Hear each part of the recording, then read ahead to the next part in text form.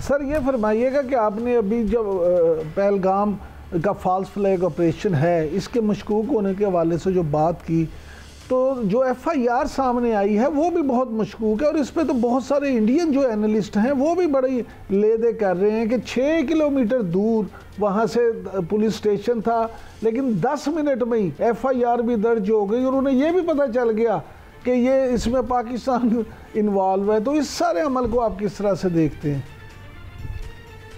देखिए, वो स्क्रिप्ट तो पहले से लिखा हुआ था ना, उस पर अमल दरामद गलत हो गया। स्क्रिप्ट तो उन्होंने पहले से लिखा हुआ था। अब उनकी अपनी ऑपोजिशन जो सवालात पूछ रही है आप वही देख लें कि वो क्या सवालात कर रहे हैं। फिर आप वो सोनिया गांधी का जो दामाद है, जो इनका कांग्रेस पार्टी का हेड है, उसका बयान सुन लें आप।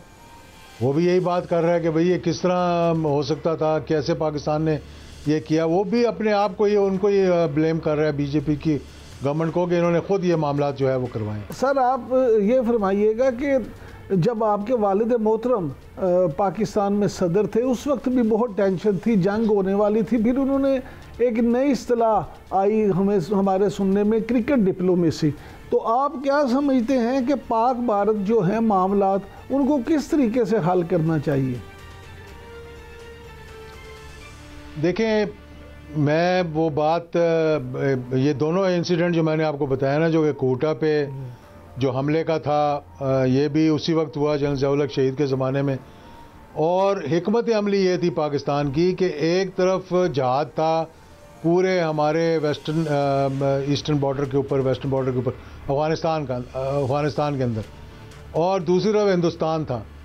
अगर आज ये हालात पैदा हुए हैं कि यहाँ पर दहशतगर्दी की वजह से हिंदुस्तान जो है उसके पर निकल आए हैं, तो उस वक्त तो एक पूरी सुपर ताकत जो कि उस वक्त हिंदुस्तान की एक अलाई थी और जिसने हिंदुस्तान को मशरक़ी पाकिस्तान अलग करने में पूरी मदद की थी, वहाँ बैठा हुआ था। लेकिन हिंदुस्तान की जुर्रत नहीं हुई कि उस पूरे अरसे के अंदर 11 साल के अंदर पाकिस्तान की तरफ मैली आँख करके देख लेता। हाँ, ब्रास टैक हुई, एक्सरसाइज हुई, फिर 2001 में दोबारा उन्होंने की।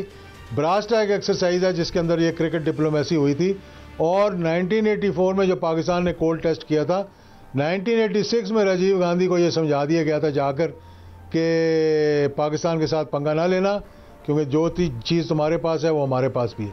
और उसके बाद आपने देख लिया कि वो कह कर आए थे कि 48 घंटे के अंदर अंदर अपनी फ़ौजें वापस बुलाओ। तो जब उन्होंने लैंड किया पाकिस्तान में तो हिंदुस्तान की मूवमेंट शुरू हो गई थी, उन्होंने रिवर्स करनी शुरू कर दी थी फ़ौजें। तो ये थी जुर्रत पाकिस्तान के अंदर उस वक्त। तो आज भी अल्हम्दुलिल्लाह ये वही पाकिस्तान है। 2001 में जब हुआ, हिंदुस्तान ने तब भी अपनी फ़ौजें लगाईं हमारे बॉर्डर के ऊपर जनरल परवेज़ मुशर्रफ के ज़माने में, और तब भी उनको मुँह की खानी पड़ी और उनको वापस वहाँ से जाना पड़ा। उस वक्त भी कुछ दोस्त हमारे साथ हमारे खड़े हुए थे और कुछ दोस्त हिंदुस्तान की तारीफ़ कर रहे थे जब हम उनके पास गए थे ये बताने के लिए कि भाई पाकिस्तान को किस तरह नुकसान हो रहा है और हम नहीं चाह रहे कि कोई जंग लगे, हम खुद अपने अंदर उलझे हुए हैं, यहाँ पर एक दहशतगर्दी हो रही है। लेकिन 100% हमारे साथ नहीं थे, लेकिन 90% जो हमारे दोस्त खड़े थे उन्होंने अपना प्रेशर भी डाला, उन्होंने बातचीत भी की, जिसमें सऊदी अरेबिया का बड़ा अहम किरदार था, UAE का बड़ा अहम किरदार था, बहरीन का अपने हुजम के मुताबिक एक बहुत बेहतरीन किरदार था, और कुवैत ने भी हमारी थोड़ी बहुत पैगाम देने की कोशिश की, और भी ऐसे ममालिक थे, कतर था जिसने भी बातचीत की। तो फिर वो डी-एस्केलेट हो गया, क्योंकि देखें आजकल जो है ना ये इकोनॉमिक जो है ना ये इसकी इकॉनमी की वजह से बहुत से मसाइल पैदा हो जाते हैं, क्योंकि अमेरिका और हिंदुस्तान की जो कुर्बत है, चलो अपने स्ट्रेटिजिक मामलात और चाइना एक जगह, लेकिन वो उनकी इकोनॉमिक टाइज की वजह से भी है। अच्छा सर, बहुत सी चीज़ें उनकी हैं जो वहाँ पर सऊदी अरेबिया ने भी बहुत बड़ी एक इन्वेस्टमेंट की हुई है अरामको के साथ मिलकर, कोई 75 बिलियन डॉलर्स की हिंदुस्तान के अंदर। सर तो आप ये भी वजह है कि वो जी सर, आप क्या समझते हैं कि मौजूदा जो सुपा सलार हैं जनरल आसिम मुनीर साहब, उन्होंने जो मौक़िफ़ अपनाया और जिस तरह जारखाना तरीके से उन्होंने इंडिया को भी अल्टीमेटम दिया है, आप क्या समझते हैं कि इससे भी उनके हौसले पस्त होंगे? हौसले लाज़मी पस्त होंगे। वो मैं तो ये कहूँगा यहाँ पर कि जब हमारे ब्रादर मुल्क हमारे पड़ोसी ईरान ने एक गलतफहमी की बुनियाद पर बलूचिस्तान के अंदर जब मिसाइल मारा था तो उसका जवाब आपने देख लिया था। उन्होंने अगर एक मारा था तो हमने 9 मारे थे। तो हिंदुस्तान को ये बड़ी अच्छी तरह पता है कि मौजूदा सिपह सलार हमारे जो हैं उनका रिएक्शन जो है वो बड़ा अब्रप्ट होता है। और ये अफगानिस्तान के अंदर भी आपने देख लिया कि जिस तरह से रिएक्ट किया पाकिस्तान ने। और ये मैं यकीन के साथ कह सकता हूँ कि जो फैसले हुए माजी के अंदर जो हमारे मसाइल रहे ना, ये जो सिक्योरिटी कॉन्फ्रेंसेस होती रही, ये जब हिंदुस्तान ने हम पे ये बालाकोट के अंदर और एबटाबाद के अंदर कोशिश की और अभिनंदन जिसके में पकड़ा गया और गुलबशन के बाद भी हमने वो मौक़िफ़ इख्तियार न किया, वो हमारी अपनी कमज़ोरी थी। उसकी वजह से हिंदुस्तान जो है आज जो है वो समझ रहा है कि मैं शेर बन गया हूँ, लेकिन ये गीदड़ हो सकता है शेर की खाल में। लेकिन सर इस दफ़ा तो कौमी सलामती कमेटी जो है उसने भी बड़ा वाज़े मौक़िफ़ अपनाया और तमाम पूरी कौम ख़ासतौर पर तमाम सियासी जमातें उसकी हमायत भी कर रही हैं।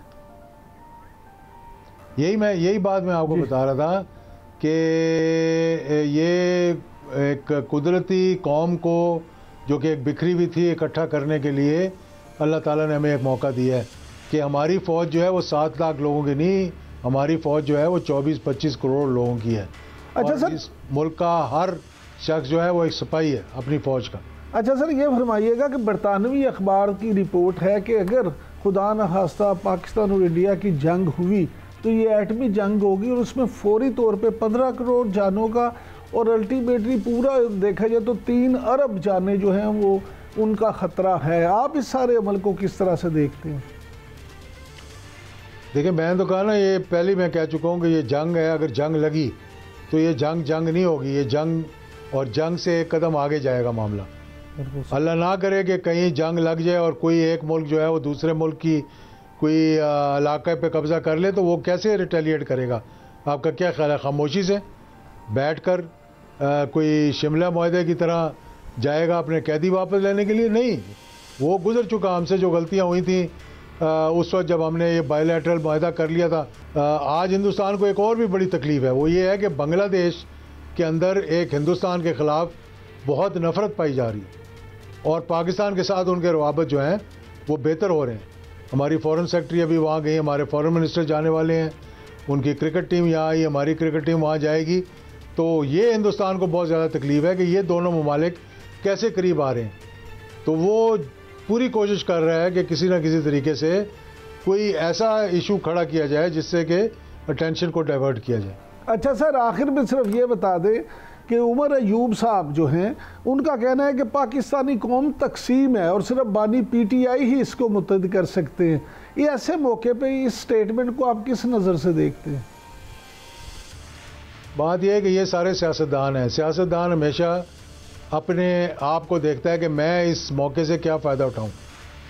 मैंने ये कहा था कि मैं तमाम पाकिस्तान के जो पॉलिटिकल लीडर्स हैं उनके बयानात का इंतज़ार कर रहा हूं और ख़ास तौर पर ये जो कहते हैं जी ये अडयाला जेल में जो बैठे हुए हैं उनको जेल में रखकर उनके कैसे बयान बाहर आएगा, जिस तरह बाकी बयानात बाहर आते हैं, जिस तरह ट्विटर चलते हैं दुनिया भर में।